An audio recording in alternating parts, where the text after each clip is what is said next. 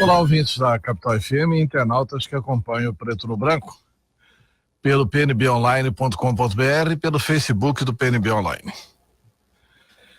Duas questões que preocupam atualmente. Uma delas já vai se desenhando, que é o indulto para liberar corruptos do presidente Michel Temer, que tem enormes possibilidades de ser aprovada pelo Supremo Tribunal Federal. Impressionante isso. Eles vão soltar todos os ladrões da Lava Jato. É o maior golpe contra a Lava Jato no Brasil. Isso feito por um presidente corrupto em fim de mandato, que vai ter que responder processos depois que terminar o seu mandato, e com apoio de parte do Supremo Tribunal Federal. É demais. É demais. É inaceitável. Porque se você tem no direito penal o princípio da individualidade da pena, por que conceder indulto coletivo? Tinha que ser indulto caso a caso. E não indulto coletivo para beneficiar o senhor Eduardo Cunha e os ladrões da Lava Jato. É impressionante este país. Eles estão incomodados com os presos do colarinho branco. Cadeia, na opinião da nossa elite, foi feita para os pobres. Só isso. Quem não é pobre, segundo eles, não oferece risco à população. É muito grave isso que vem acontecendo no Brasil com o apoio do Supremo Tribunal Federal. O Tribunal da Impunidade. Vai ficar conhecido como Tribunal da Impunidade. Como o tribunal que liberta preso. Como o tribunal que liberta corrupto, em conluio com o presidente Michel Temer. Ah, pelo amor de Deus. Então essa é uma preocupação. Pediram vistas. O julgamento deve continuar hoje, mas deve se materializar hoje.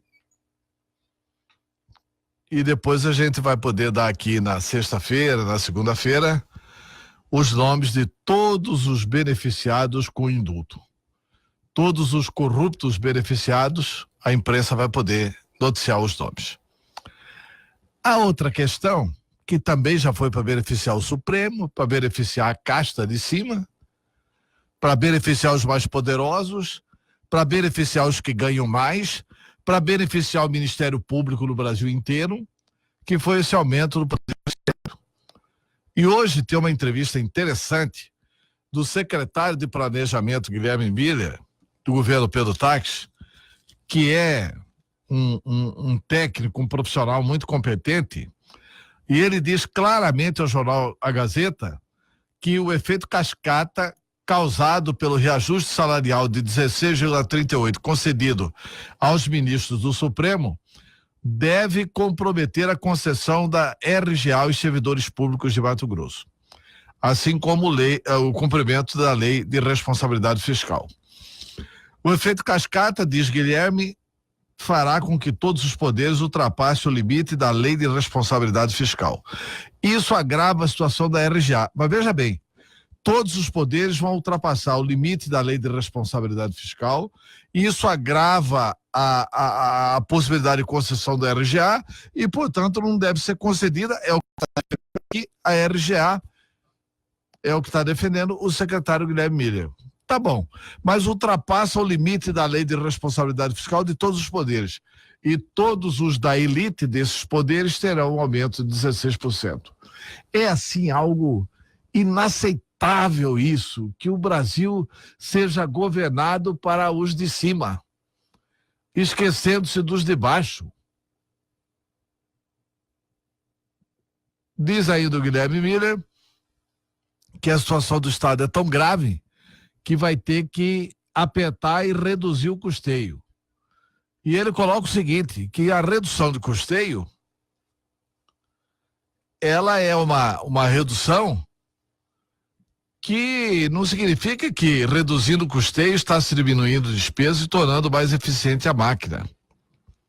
Não significa isso, não.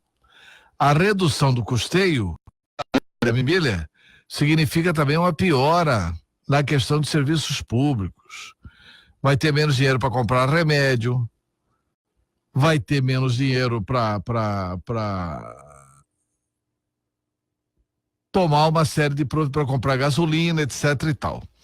Eu quero chamar a atenção do ouvinte para uma barbaridade, para um crime acontecido na última quarta-feira na gestão do governador Pedro Táxi.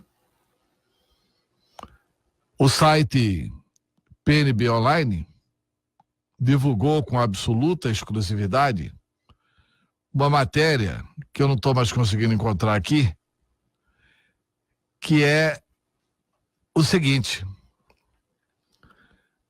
o estado de Mato Grosso deixou os presos da penitenciária central do estado sem o café da manhã na última quarta-feira.